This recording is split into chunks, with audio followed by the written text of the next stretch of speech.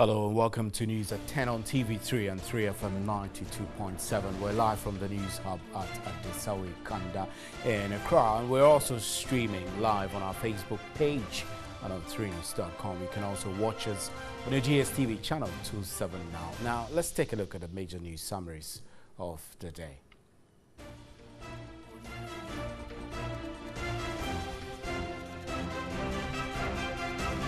Former appointees of the Mahama administration accused of taking double salary are being investigated for stealing. 3 of them on Tuesday appeared before the Criminal Investigations Department of the Police Service and had their caution statements taken.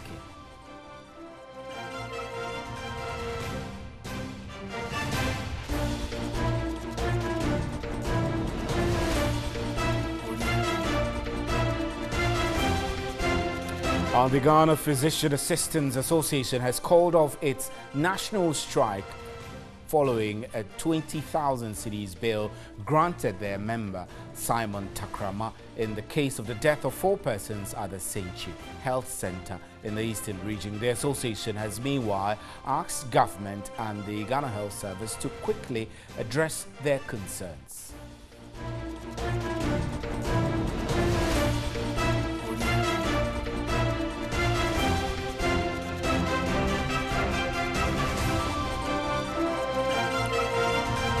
The National Insurance Commission will from next week publish names of insurance companies in good standing. The move, according to the Commission, has become necessary to weed out companies operating illegally and others selling fake policies.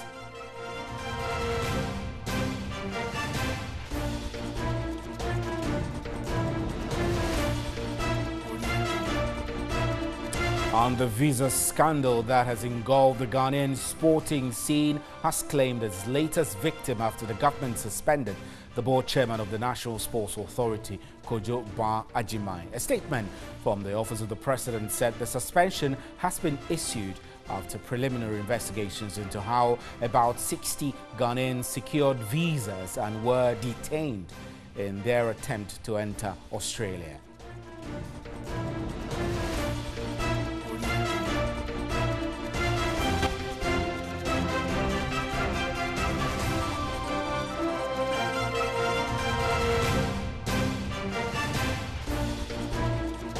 British Prime Minister Theresa May has said she deeply regrets the UK's role in criminalising same-sex relations in its former colonies. The laws were passed under the British rule and are still used in 37 of the Commonwealth's 53 member nations. At a Commonwealth meeting, Mrs May said laws were wrong then and are wrong now.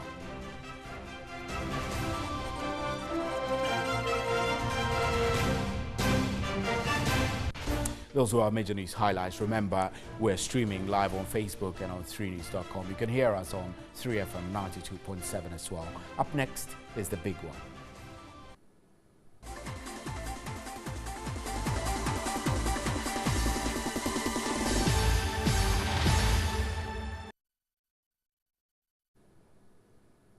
Welcome back. Now, the British Prime Minister Theresa May has said she deeply regrets the UK's role in criminalising same-sex relations in its former colonies. That includes Ghana. The laws were passed under British rule and are still used in 37 of the Commonwealth's 53 member nations. There is a global trend towards decriminalising homosexual acts, but some countries like Nigeria and Uganda have imposed stricter laws. At a Commonwealth meeting, Mrs May said the laws were wrong then and are wrong now. According to her, the UK stands ready to support any Commonwealth nation wanting to reform those outdated legislation that make such discrimination possible. Same-sex relations are explicitly banned in 72 countries, according to the International Lesbian, Gay, Bisexual, Trans and Intersex Association.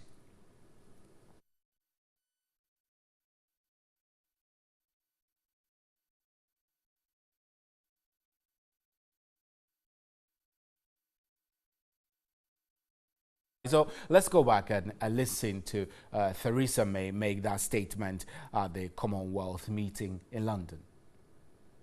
Nobody should face persecution or discrimination because of who they are or who they love. And the UK stands ready to support any Commonwealth member wanting to reform outdated legislation that makes such discrimination possible. Right, let's get on to the telephone lines now. International Relations expert and Director of Academic Affairs at the Ghana Armed Forces Command and Staff College, Professor Vladimir Enchi Danso, is joining us on the telephone lines now. Prof, good evening and thank you extremely for your time. So, Theresa May says the UK stands ready to help any Commonwealth member wanting to reform what she referred to as outdated legislation that makes discrimination against homosexuals possible. Prof, is this not a clear control of sovereign states, the Commonwealth nations? Well, under normal circumstances, any country can call for some technical assistance in rewriting its own laws or improvement upon anything, in education, in anything.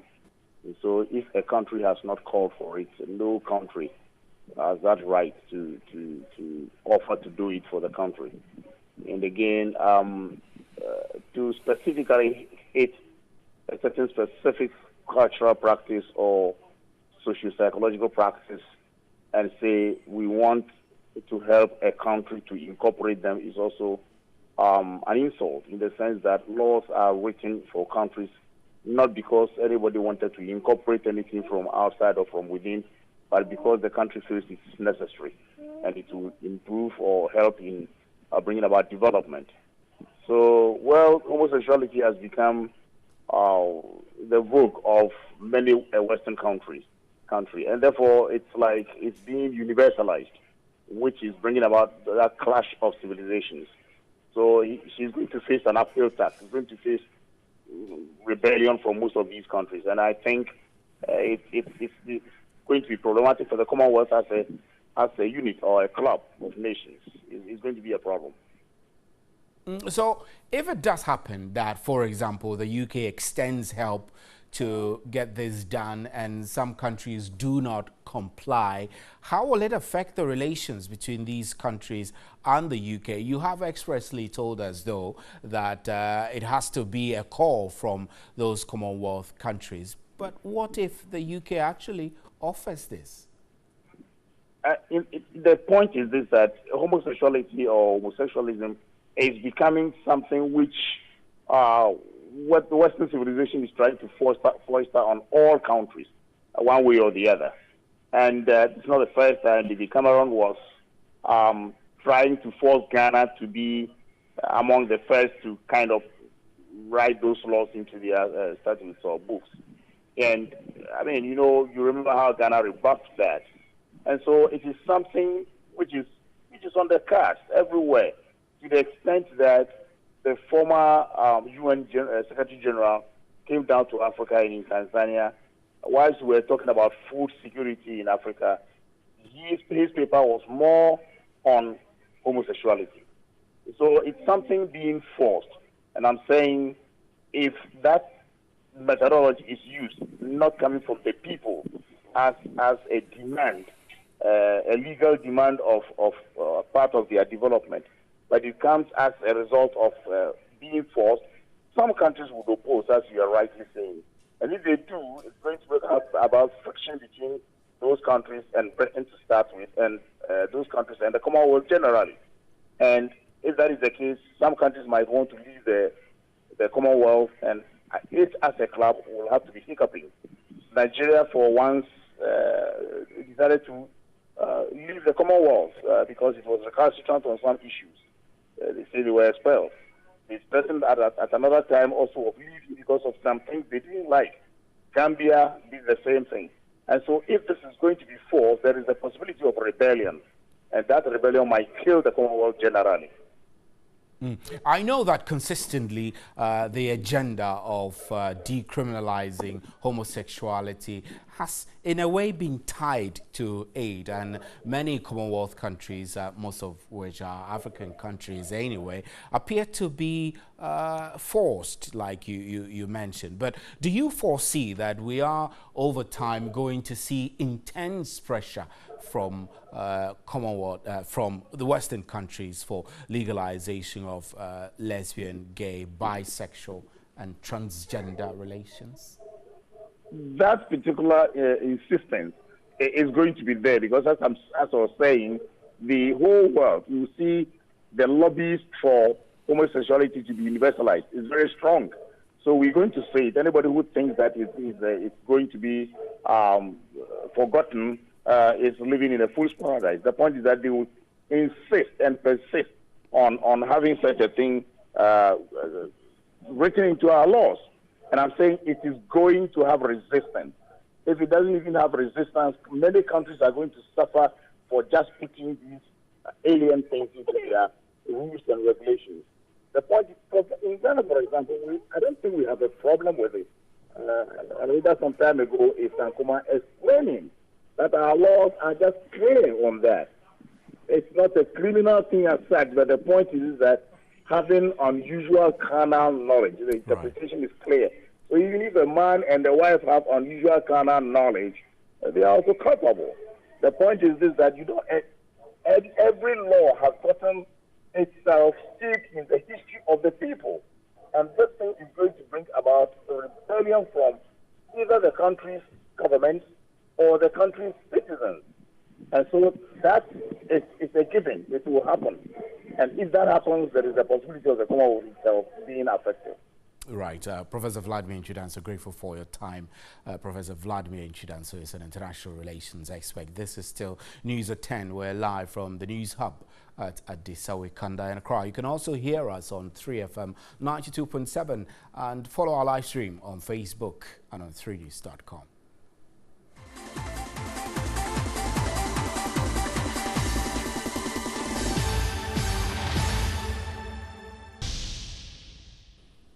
Welcome back. Now, some workers of the Metro Mass Transit have petitioned the special prosecutor to investigate the managing director, Bennett Abuaji, over what they describe as filthy deals being transacted in the company. According to the petition signed by one Mr. Lawal, who is said to be the company's head of security, the managing director is in collusion with some top officials of the company to secretly purchase 300 new buses and electrical products and sell off Metro Mass Transit scrap buses. The petition also accused the MD and his assistant Yadom Kessi of openly requesting for bribes or commission before awarding contracts to suppliers or signing checks to pay suppliers for the services they rendered. The MD, in response to the allegation, is on record to have said he made payment of 40,000 Ghana cedis to bait some people who tried to blackmail him. This, he said, is based upon the advice of Dr. Mwakotofo, who he describes as his lawyer, whom he had informed of the ploy by some people to tarnish his image.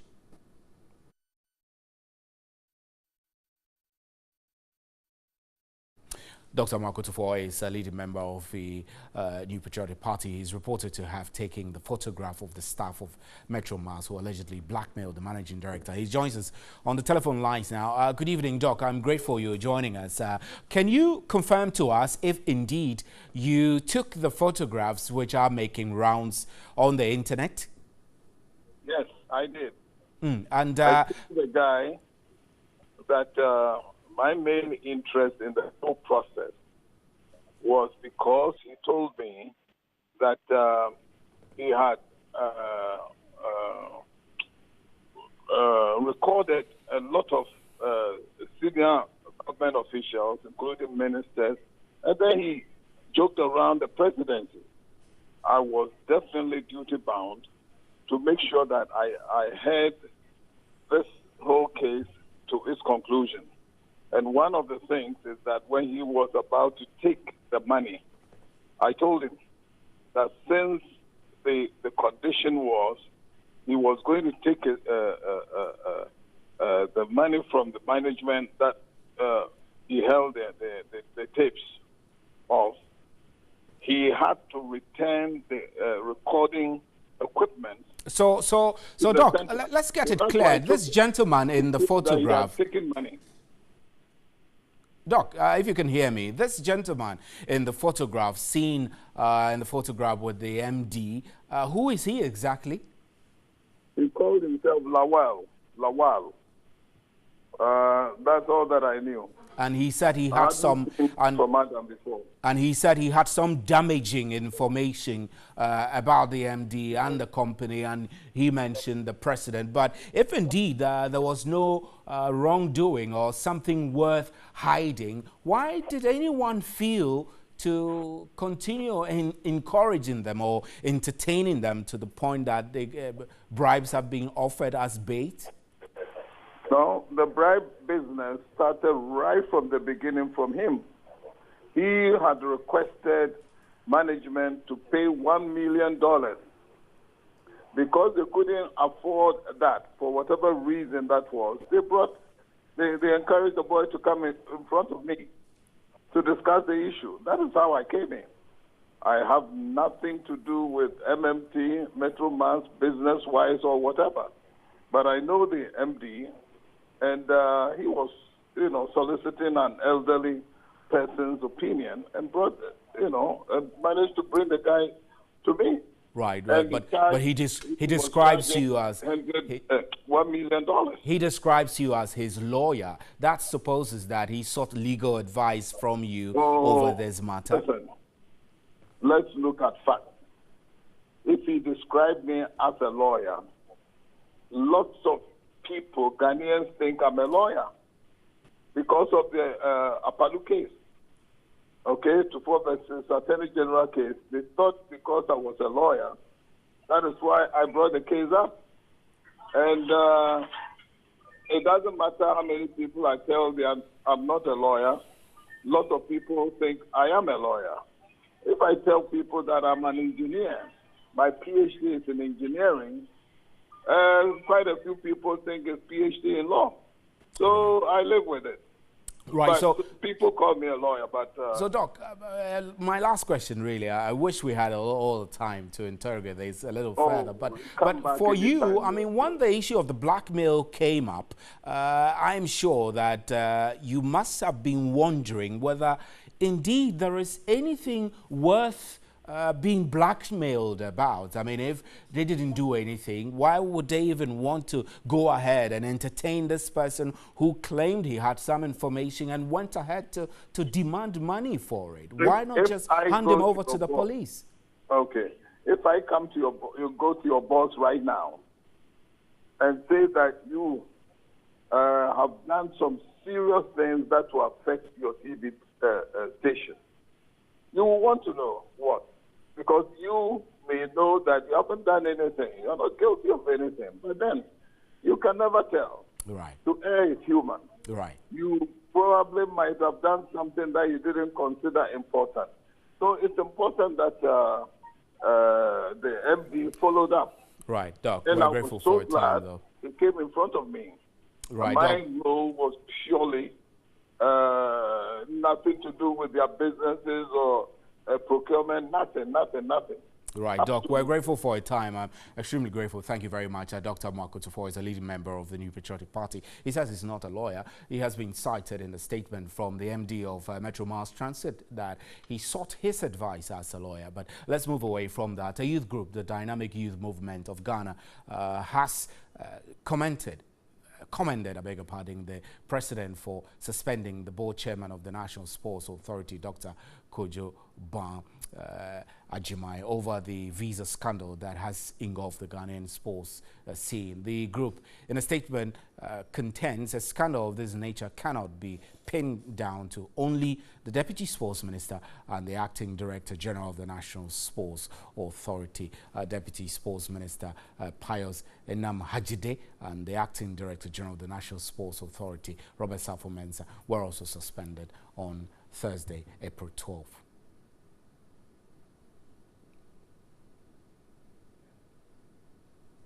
Right, we have been joined in the studio by a member of the group.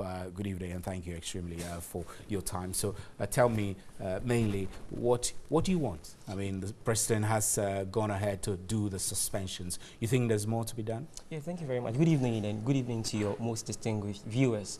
And listeners. And listeners, yeah. First one to call on His Excellency the President on Sunday, the 15th day of April. We had reason to, question the President's earlier action.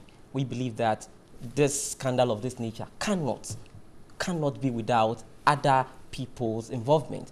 We questioned the reason why the sports minister himself was not suspended. We questioned the reason why the foreign ministry was absent, and then we questioned the reason why other key industry players were not part of the earlier suspension. Which key industry players did you expect to be part of the suspension? I mean, the board chairman of the authority has been suspended. That's not enough. It means that you feel that more people should go. Yeah, absolutely. More people should be held responsible. Absolutely, more people should be held responsible, because if you recall, the earlier statement stated that Mr. Kojoban Ajiman was recalled, and then pursuant to today's article from His Excellency the President's quarters, we are being told that he has now been asked to go on proceed on suspension. So we believe that a nature of this scandal, demands that everybody should be brought on board, because you agree with me that His Excellency the President has departed from his norm. He has been on principle.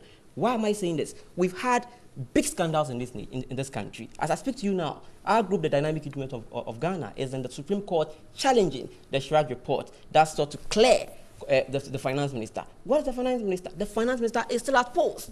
So why is it that a matter of this nature, you would pick up certain individuals and leave other people to go scot-free? We believe that ultimate responsibility lies in the hands of the sports ministry, the ambassador. So what's the Australia. inference? What's the inference on the finance minister issue you just brought? You said that the president departed from his norm. He's taking action. The president delegated the appropriate institutions to do what needs to be done, and so I'm not sure where the linkage is between the finance ministry case and this one. Stephen, there's a big linkage. Mind you, no investigation has been done by any constitutional mandated body. We are being told that preliminary investigation from who? The people of Ghana want to know, from the presidency. And mind you, in tandem with His Excellency the President's call with the finance minister, even when an investigative institution, a constitutionally mandated body, like the Commission on Human Rights and Restorative Justice, sought to indict the finance minister, he's still at post. How different is that from the sports ministry and other key industry players in this particular visa? Right. We're grateful for your time, though. Thank you very much for making time to come in. Let's move on to some other stories. Businessman and brother of ex-President John Dramani Mahama, Ibrahim Mahama, says he's doing better under the MPP government than when his brother was president. He said his brother's involvement in politics affected his business, jabbing critics who say that he rid on his brother's influence. Ibrahim Mahama was responding to questions during a seminar on entrepreneurship at the University of Ghana, organized by the Graduate Association of Ghana. Right, that's how we wrap up with News at 10. I'm Stephen Enti. Thank you extremely for making time. On behalf of the crew, good night. And there is more news at 3news.com. Thanks for staying.